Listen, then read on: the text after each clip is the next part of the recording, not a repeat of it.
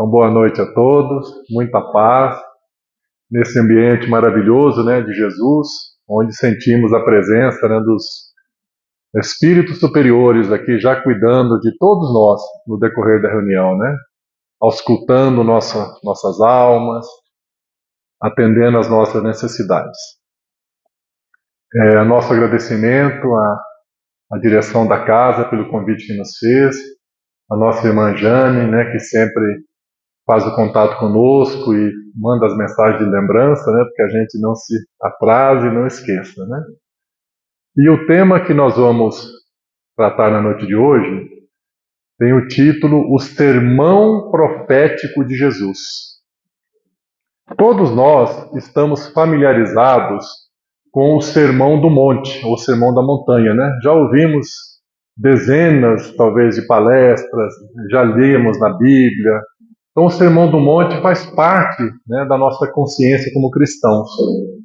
Mas e esse sermão profético de Jesus? A nossa percepção é que ele é muito pouco conhecido por nós cristãos e por nós espíritas, de uma maneira geral. O que é esse sermão profético de Jesus? Quando que ele fez esse sermão?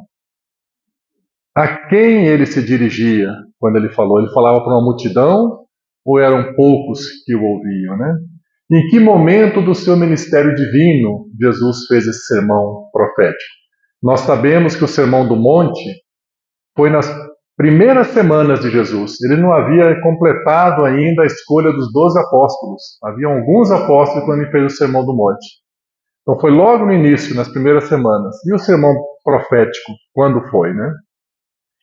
E qual a relação desse sermão profético de Jesus com o Sermão do Monte? Será que tem alguma relação? Nós vamos ver que sim. Então, na noite de hoje, nós vamos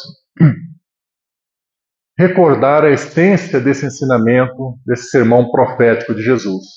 A palavra profético, nesse sentido aplicado, é que Jesus fez profecias. Ele anunciou coisas que iriam acontecer no futuro próximo e no futuro distante. Ele fez predições. Muitas coisas que ele previu estão acontecendo agora. O Amin até já comentou alguma coisa nesse sentido. E na Bíblia que eu estudo, por exemplo, que é a Bíblia de Jerusalém, que é uma Bíblia católica, esse sermão profético de Jesus, ele tem um título acima dele que diz assim, discurso escatológico. Você sabe o que é escatológico? Não, nem eu sabia. Fui lá no dicionário pesquisar. Sabe o que quer dizer escatológico? É o discurso do fim do mundo, do final da humanidade.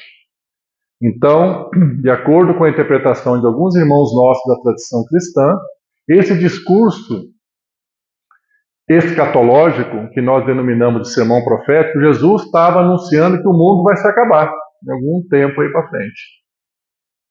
Mas, para nós espíritas, a interpretação é completamente diferente.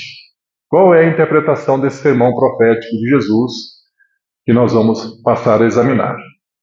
Então vamos começar recordando duas bem-aventuranças que Jesus proferiu no Sermão do Monte, que foi logo no início do seu ministério divino. Como nós sabemos, o Sermão do Monte está registrado no Evangelho de Mateus, nos capítulos 5, 6 e 7.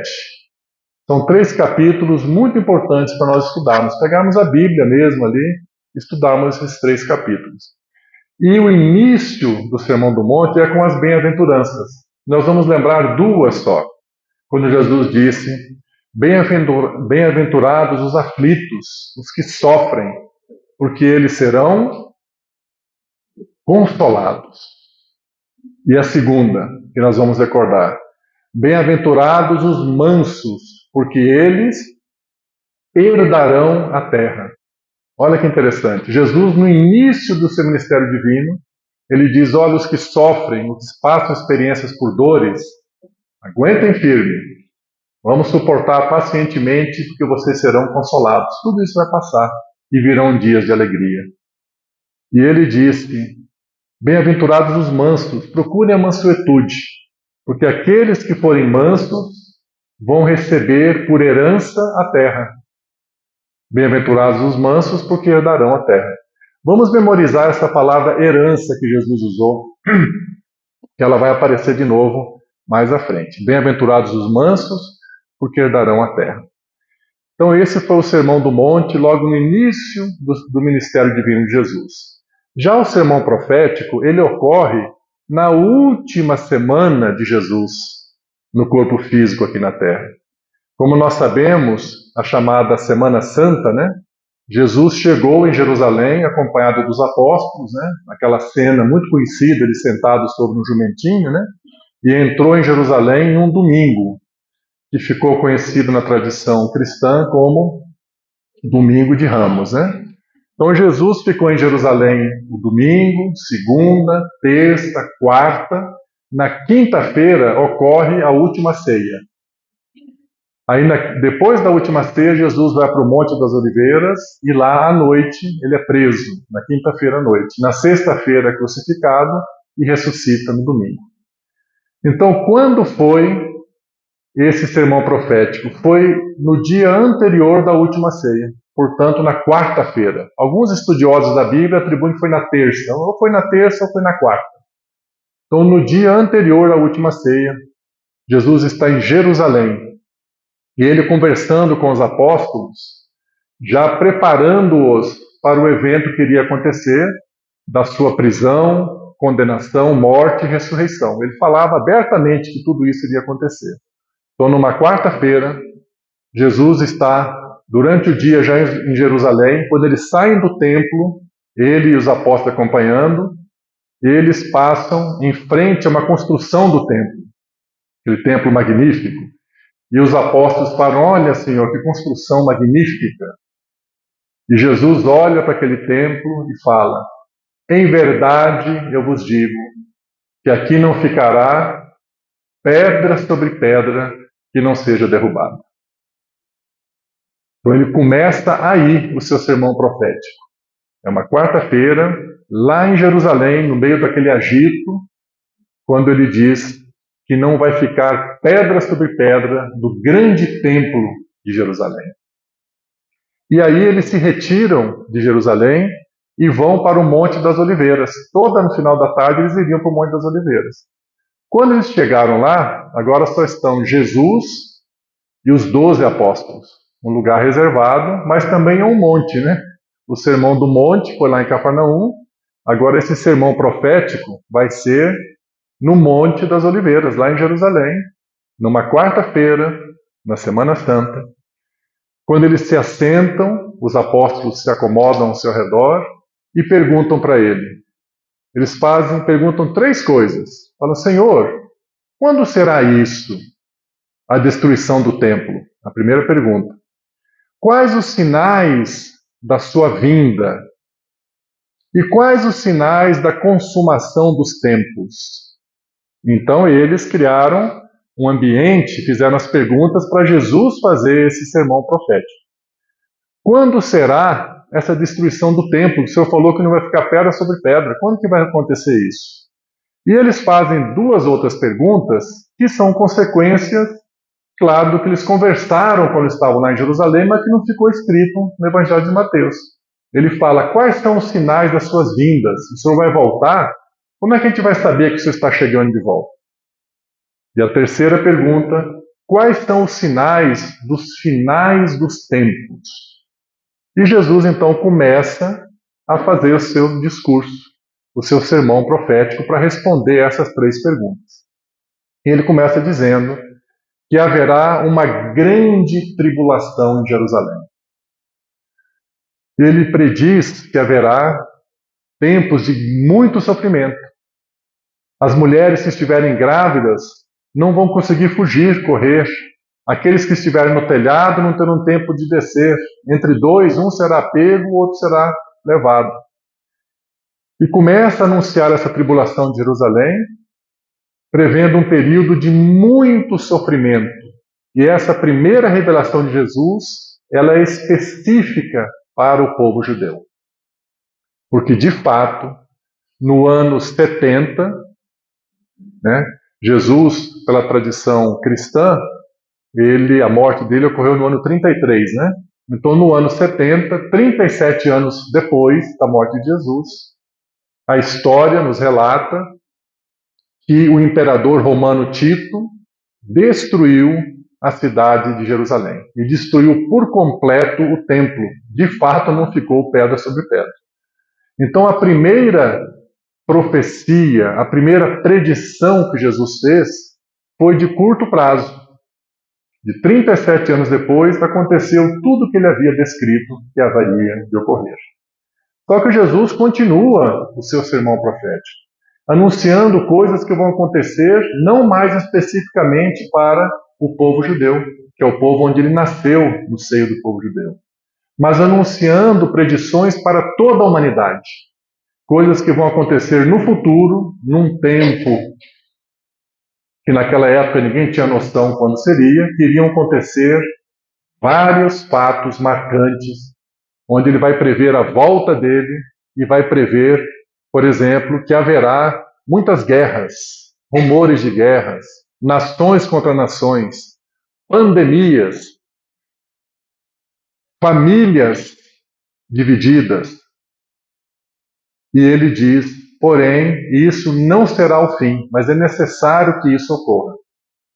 Bom, se a gente for analisar essa primeira predição de Jesus, essa revelação, a gente vai falar, então está acontecendo agora, né? Na verdade, desde a época de Jesus até agora, foram raros os períodos que a humanidade não esteve em guerra. Sempre houve guerra, sempre houve pandemia, sempre houve famílias em disfunção. Então ele anuncia que tudo isso é necessário que ocorra e que nós não devemos temer, não devemos ter medo, porque faz parte do processo da evolução no nosso estágio evolutivo. Aí ele diz, mas é preciso perseverar até o fim. Porque muitas pessoas, vendo as maldades humanas, a sua caridade vai se esfriar. A pessoa vai desanimar de querer fazer o bem ao próximo. Aí ele diz, aquele que perseverar até o fim será salvo. Temos que perseverar até o fim. Depois que ele fala isso, ele diz ainda, olha, nesses finais de tempos, vão aparecer também muitos falsos profetas. Vai aparecer gente falando coisas mirabolantes. Só que eles vão falar com tanta convicção que vão enganar muitas pessoas. E vão enganar até os escolhidos, até os cristãos preparados vão ser enganados por esses falsos profetas. E ele faz um alerta, tomem cuidado. E será que no nosso meio espírito também temos que tomar cuidado? Ou a gente está isento disso? Também temos que tomar muito cuidado, porque os falsos profetas enganarão a muitos. Por exemplo, abrindo um rápido parênteses, no nosso meio espírita já não é raro encontrarmos irmãos nossos propagando, advogando a questão do aborto, favoráveis ao aborto, dizendo que o espiritismo é favorável ao aborto. Completamente contrário a todas as orientações das obras espíritas. E estão convencendo a muitas pessoas. Então, por aí vai a importância da nossa vigilância. Quando surgem essas ideias novas, cada um de nós temos que usar a nossa capacidade de reflexão, individualmente, coletivamente, nos consultarmos uns aos outros, para que a gente não se deixe iludir por essas ideias mirabolantes que vão surgindo por aí. Jesus anunciou que viriam esses falsos profetas e que eles seriam habilidosos. E Jesus, no entanto, lhe diz o seguinte, mas quando tudo isso estiver acontecido, o reino de Deus será proclamado no mundo inteiro, para que dê testemunho de todas as nações. Olha que interessante. No meio de todo esse tumulto dessas previsões que ele fez, vai chegar um momento em que a boa nova, o reino de Deus, vai ser proclamado no mundo inteiro, para que dê testemunho a todas as nações. E então virá o fim dos tempos. Então vejam que quando Jesus anuncia o fim dos tempos, o contexto que ele anuncia não faz o menor sentido ser o final da humanidade. Porque logo depois que ele diz, olha, vai chegar um momento em que o evangelho do reino vai ser proclamado no mundo inteiro e dará testemunho de todas as nações. Aí virá o fim. Ora, na hora que o mundo se melhorou e finalmente se converteu ao cristianismo, a humanidade vai se acabar? Não tem sentido racional isso, né? Então, Allan Kardec, no livro A Gênese, no capítulo 17, Predições do Evangelho, vai contestar categoricamente essa interpretação.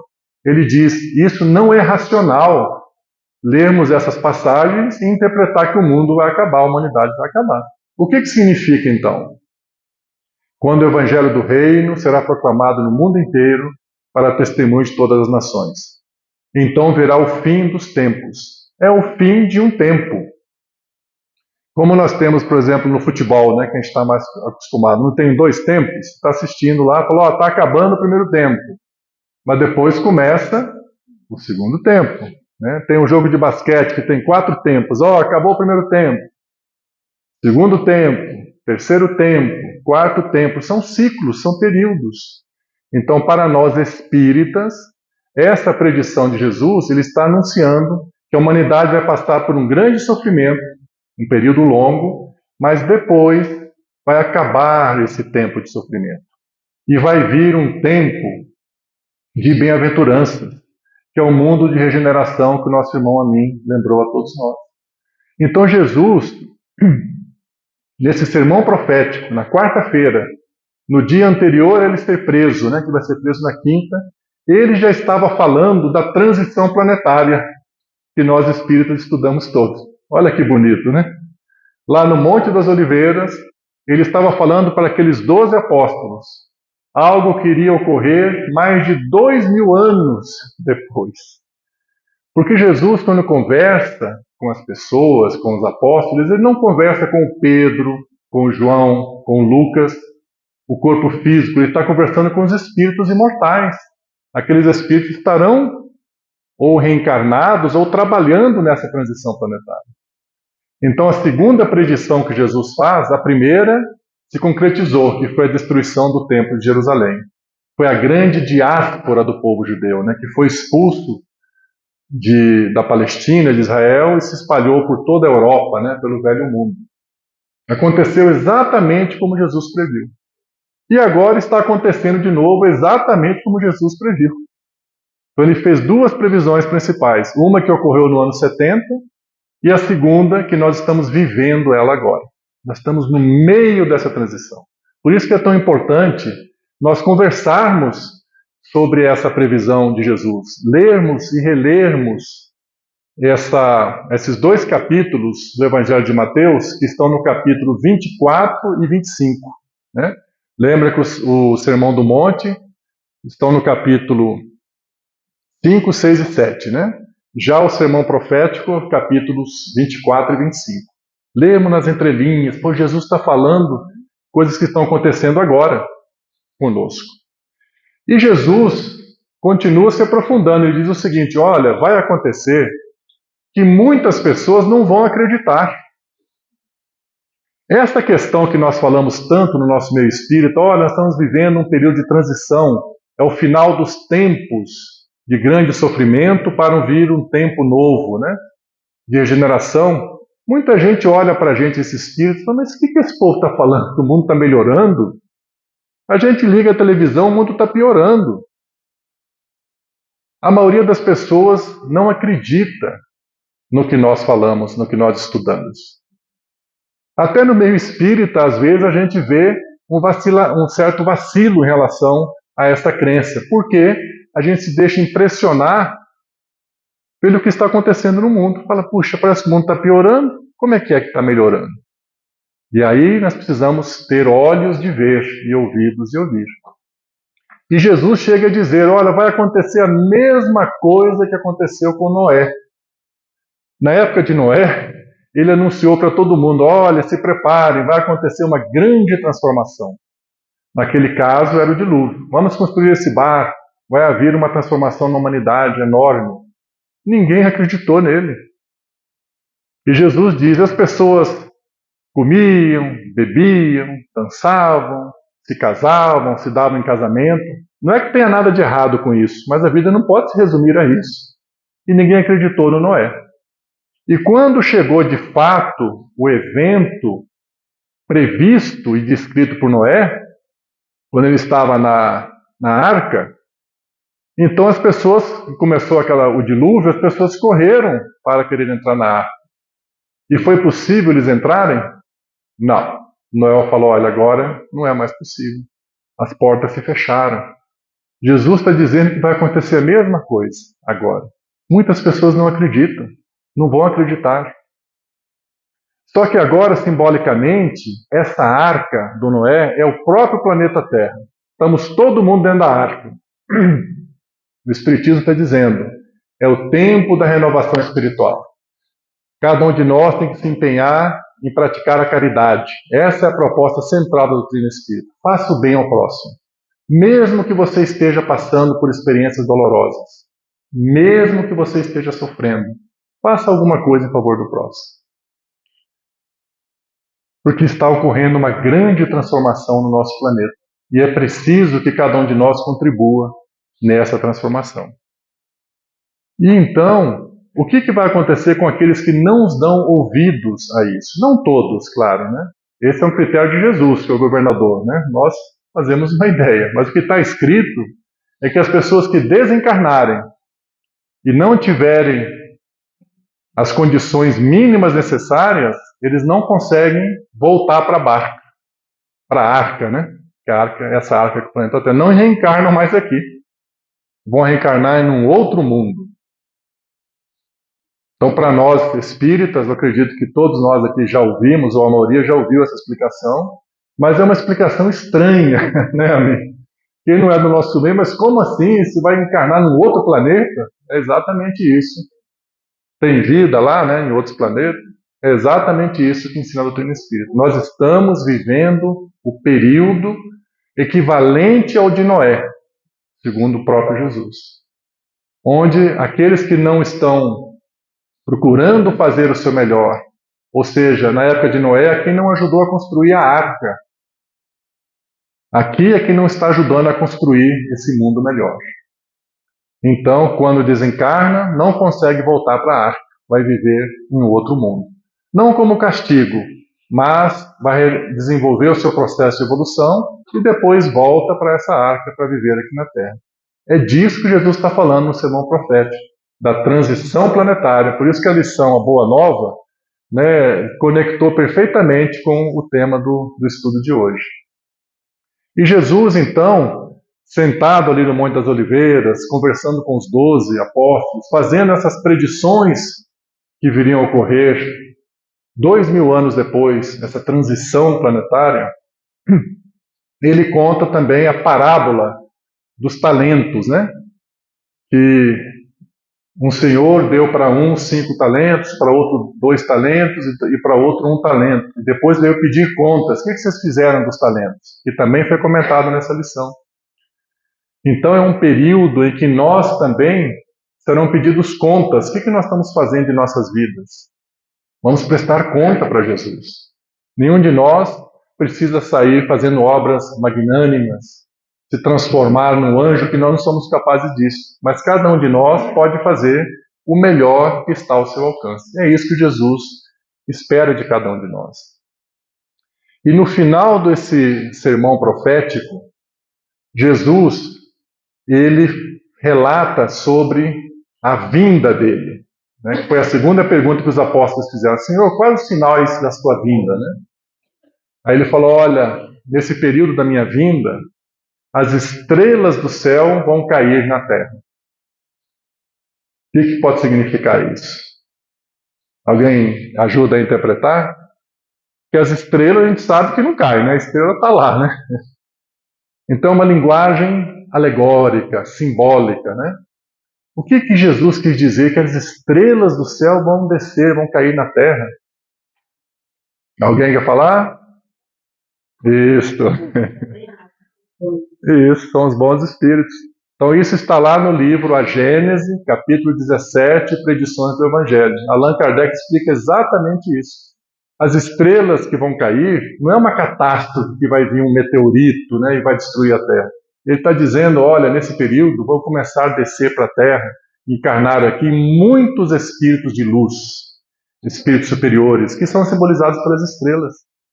Então, quando se lê ao pé da letra o que está escrito na Bíblia, parece uma má notícia. Puxa, as estrelas vão cair, vão destruir a Terra, mas Jesus está dando uma ótima notícia. Ele está dizendo que muitos espíritos superiores vão encarnar aqui na Terra como de fato estão encarnando. Em todos os lugares do planeta, todos os países, basta a gente assistir aí no YouTube, né, vídeos de crianças prodígios, crianças com 5 anos que falam 2 idiomas. Aliás, não é nem longe, né? Aqui, hoje o Luciano estava contando para a gente da Sofia.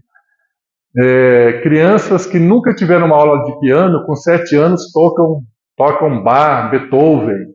Crianças prodígios, crianças que vieram com um conhecimento espiritual muito elevado, e elas vêm então encarnar aqui na Terra. Muitos filhos ou netos de quem estão aqui podem fazer parte dessa pleiade de espíritos, dessas estrelas, que num ato de amor, não é que caíram do céu, desceram voluntariamente do céu aqui para a Terra, para nos ajudar, para dar esse impulso de transformação da Terra para um mundo melhor. Então aí Kardec vai nos explicando, né? Clareando nossas mentes. A gente lê aquilo, nossa, é o fim do mundo. Ele falou, não, é um mundo novo que está vindo por aí. E aí no finalzinho do sermão profético, Jesus fala sobre o último julgamento. Ele mesmo fala que quando ele vier acompanhado dos seus anjos, eles vão separar a humanidade. Ele diz que assim como um pastor separa a ovelha dos bodes. É claro que tudo é uma alegoria, né, gente? Não é nem que a ovelha é boa ou o bode é ruim, é só uma alegoria, né? Vai colocar a ovelha à sua direita e os bodes à sua esquerda. E o pastor vai dizer para aqueles que estão à sua direita. Então Jesus está usando uma linguagem simbólica, né? Comparando com o pastor.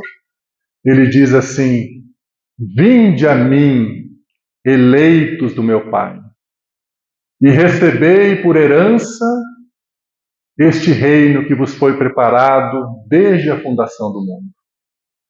Alguém captou uma palavrinha nessa frase aí? Vinde a mim, eleitos do meu Pai, e recebei por herança o reino que vos foi preparado desde a fundação do mundo. Vejam que maravilha. A mesma palavra que Jesus falou lá no Sermão do Monte, que os mansos vão herdar a terra, vão receber a terra por herança. No seu sermão profético, ele está dizendo, nos últimos dias dele aqui na Terra, que nesse momento da transição planetária, vai continuar habitando aqui na Terra aqueles que estão se esforçando por fazer o bem. E olha como que Jesus trata essas pessoas.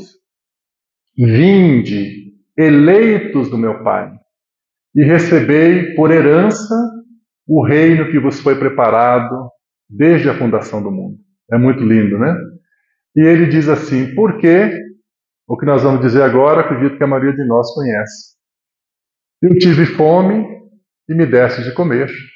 Eu tive sede e me deste de beber. Eu estive nu e me vestistes. Estive doente e me fostes visitar. Estive preso e me fostes ver. E esses eleitos vão se sentir até constrangidos. Falar, mas Senhor, quando foi que nós fizemos isso para Ti? E Jesus dá aquela resposta maravilhosa. Todas as vezes que fizestes isso a um dos meus pequeninos irmãos, foi a mim que fizestes. Olha que lindo, né? Aí ele vai dizer àqueles que estão à sua esquerda, apartai-vos de mim. Esse apartai-vos é nesse sentido, olha, vocês vão para uma outra escola. Porque vocês não fizeram o seu melhor, não procuraram seguir o ensinamento.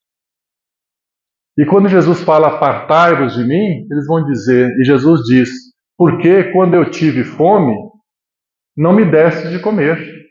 Quando eu tive sede, não me destes de beber. Quando eu estive nu, não me vestistes. Quando estive doente, quando estive preso, não me fostes visitar. E estes agora contrariados e reclamando, mas Senhor, há algum engano. Quando foi que nós te vimos nessa situação e não te auxiliamos? E Jesus dá a resposta: todas as vezes que não fizestes isso a um dos meus pequeninos irmãos, foi a mim que não fizeste. Essa segunda parte desse último julgamento, a gente não fala muito dela, a gente fala mais dessa primeira, né? Quando me deste de beber, de comer, quando fizeste aos pequeninos, foi a mim que fizeste. Essa segunda parte tem uma curiosidade, não é curiosidade, tem um aspecto que talvez a gente não parou ainda para refletir. Jesus não falou sobre esse segundo grupo que vai se apartar, porque eles estavam fazendo mal. Olha, porque vocês estão matando, vocês estão roubando. Ele falou porque não fizeram o bem que poderiam ter feito. É algo assim que a gente fica em alerta, né? Quando eu tive fome, não me deste de comer. Quando eu tive sede, não me deste de beber. Ele não está falando nada de mal que a gente fez. Ele está falando de um bem que a gente poderia ter feito e tinha condições de fazer e voluntariamente a gente se recusou a fazer.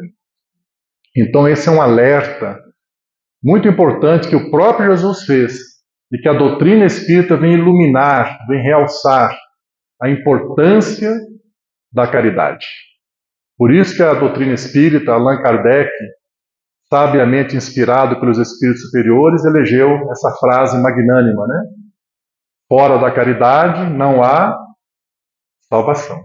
E é claro que essa caridade não se limita às questões materiais, né? Jesus mesmo falou: estive doente e me fosse visitar.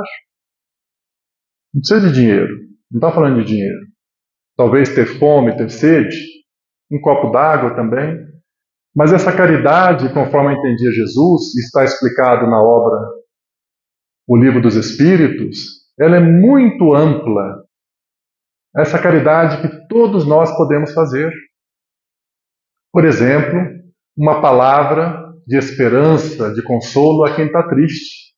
Então, se a gente encontra uma pessoa que está desanimada, está para baixo, né, todos nós passamos por momentos assim, né? Quando a gente encontra alguém, um amigo, um conhecido, um familiar, às vezes a gente pensa assim, fala, ai, não vou nem me aproximar, porque eu já estou com tanto problema, se eu me aproximar ali é mais um problema. Esses pensamentos vêm na nossa mente. Nós somos humanos, mas a gente não pode deixar esses pensamentos prevalecerem. Fala, não, eu vou conversar. Porque essa é uma caridade. É assim a gente se aproxima da pessoa. Como é que você está? Como é que estão as coisas? Vai puxando assunto, a pessoa vai falando. Eu posso fazer alguma coisa por você? Aí a pessoa desabafa. Aí você fala, conte comigo, eu sou seu amigo, eu vou ficar do seu lado até você superar isso. No nosso caso aqui da SODEC, podemos convidar a pessoa, vamos lá na SODEC participar, nas terças-feiras, você vai receber, tem um diálogo fraterno, tem um tratamento espiritual, tem as palestras, tem a água frutificada, tem o passe. Você vai ver que isso tudo vai passar. Nós temos aprendido no Espiritismo que tudo passa. Momentos difíceis, eles passam. E aí a pessoa ouve aquilo de você e fala, nossa, foi Deus que te mandou. Eu estava precisando ouvir essas palavras. Estou me sentindo tão bem, estou me sentindo aliviado. Às vezes a gente não precisa nem falar muitas coisas. Só sentar e ouvir. Deixa a pessoa desabafar. A pessoa, nossa, me deu um alívio. Isso é uma grande caridade. Então nós, nesse momento dessa transição planetária, em que a humanidade passa realmente por desafios muito grandes, né? As dores aumentam. Mas como é que pode a dor aumentar logo antes de se tornar um mundo melhor? Como é que pode a dor aumentar logo antes da luz vir? Alguma correlação nisso? Como pode a dor aumenta um pouco antes da luz vir? Nós encontramos essa analogia no Evangelho de João, capítulo 16. Olha o que o João Evangelista diz. A mulher, né, uma homenagem a todas as mulheres, né, aqui presentes, quando está grávida, né, no decorrer da sua gestação, passa por dificuldades, né, o peso, altera tudo, né, no corpo, tem momentos de certo mal-estar. Mas quando o momento que precede a luz, que é um milagre da vida, de vir alguém vai nascer na Terra e encarnar, é um milagre assim. E pessoas falam, eu queria ver um milagre, né? É só a gente ver as crianças estão nascendo, é um milagre. O momento que precede o milagre, o que acontece logo antes? Dor, uma grande dor. E o João diz isso, o João Evangelista.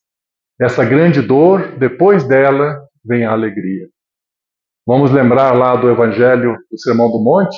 Bem-aventurados os aflitos, porque serão consolados. Depois da dor, vem a alegria. Então, João, ele faz essa analogia com a experiência da mulher de dar à luz. Né? O nome já diz, o dar à luz. Antes da luz veio uma dor. E nós estamos vivendo esse momento da dor. Realmente, não podemos ignorar que a humanidade passa por uma grande dor. Né? Basta a gente ligar a televisão. Né? Só essas duas guerras que o Amin citou, né? Lá em Israel e na Rússia, é uma coisa inacreditável. Né? A gente está assistindo ao vivo. É uma grande dor.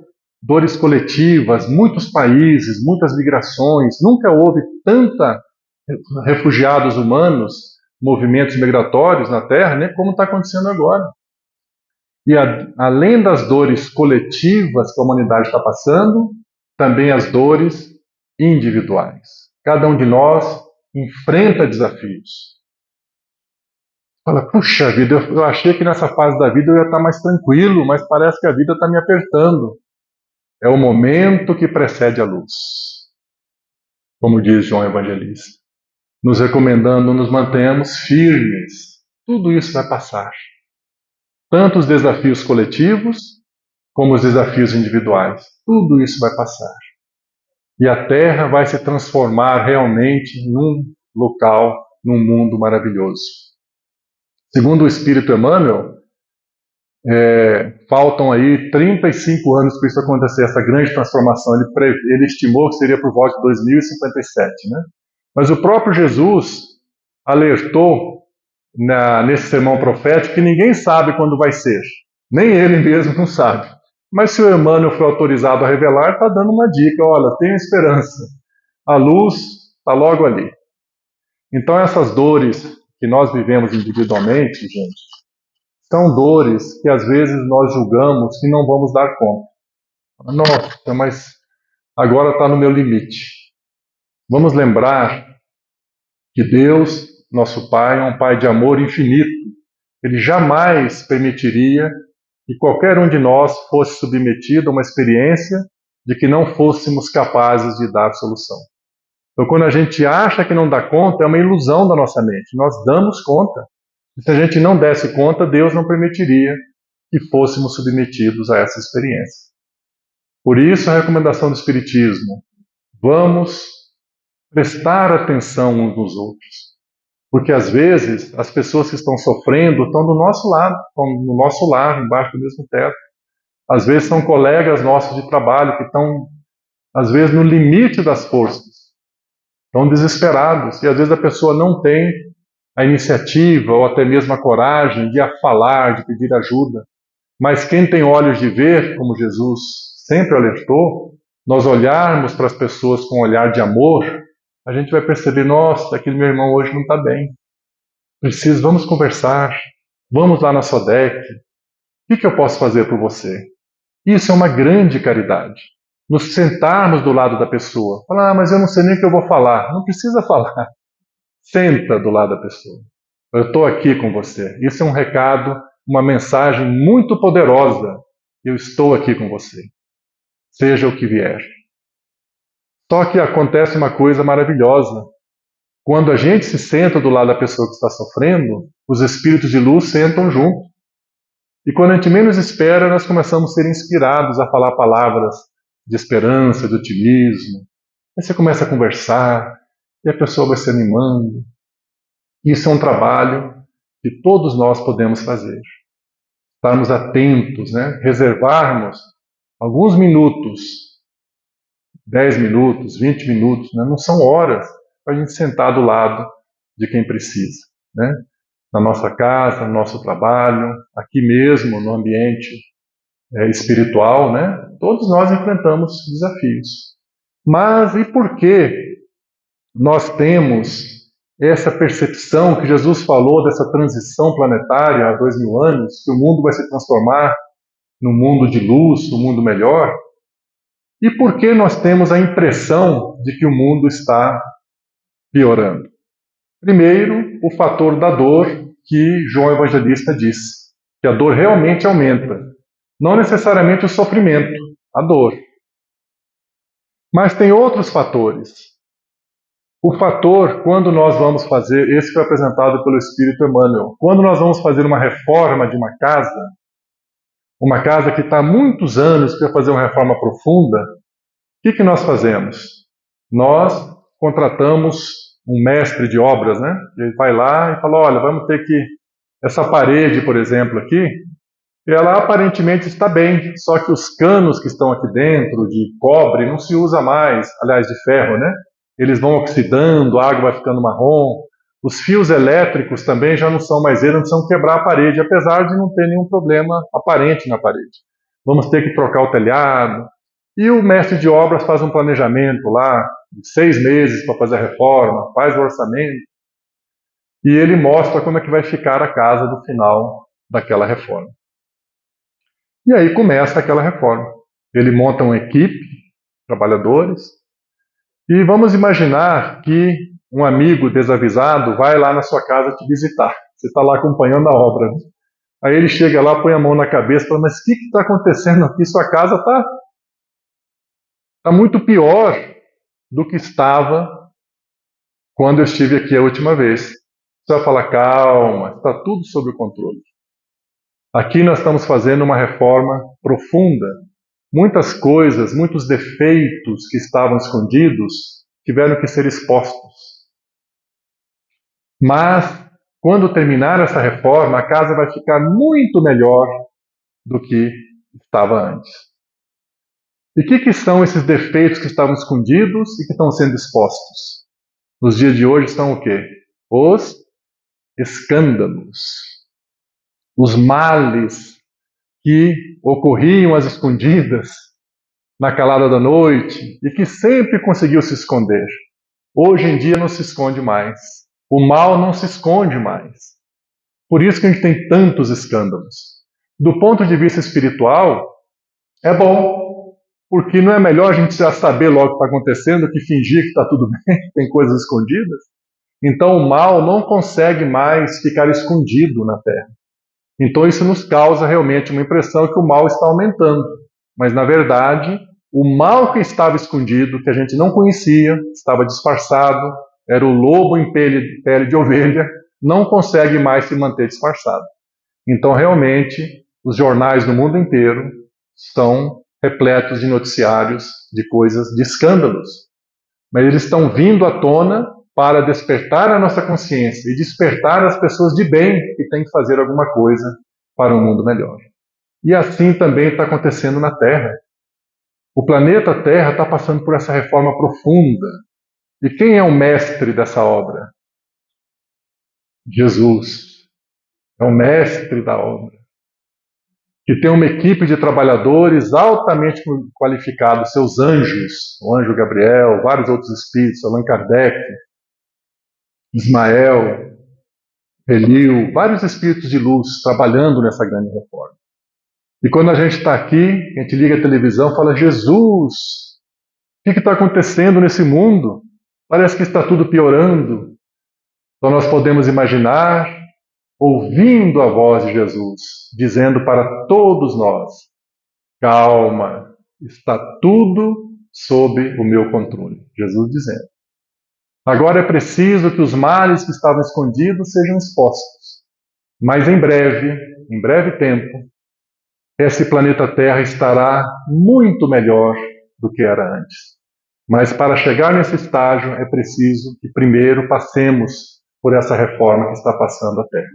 E Jesus conta com cada um de nós para fazermos um pouquinho nessa grande transformação. Nessa nova obra que está sendo feita, cada um colocar o seu tijolinho. Não precisa ser grandes obras, mas fala, alguma coisa eu fiz. Hoje eu telefonei para alguém que estava doente. Hoje eu visitei alguém. Hoje eu orei pela humanidade. Fazer alguma coisa pelo próximo todos os dias. E aqueles de nós que carregam dores neste momento, podem talvez indagar, mas puxa, eu estou com muitos problemas. E a proposta do Espiritismo que eu tenho que sair e fazer o bem para o outro, é isso mesmo. Fazer o bem ao próximo alivia as nossas dores e ajuda a resolver os nossos próprios problemas. Então é isso, meus irmãos, a nossa reflexão da noite de hoje.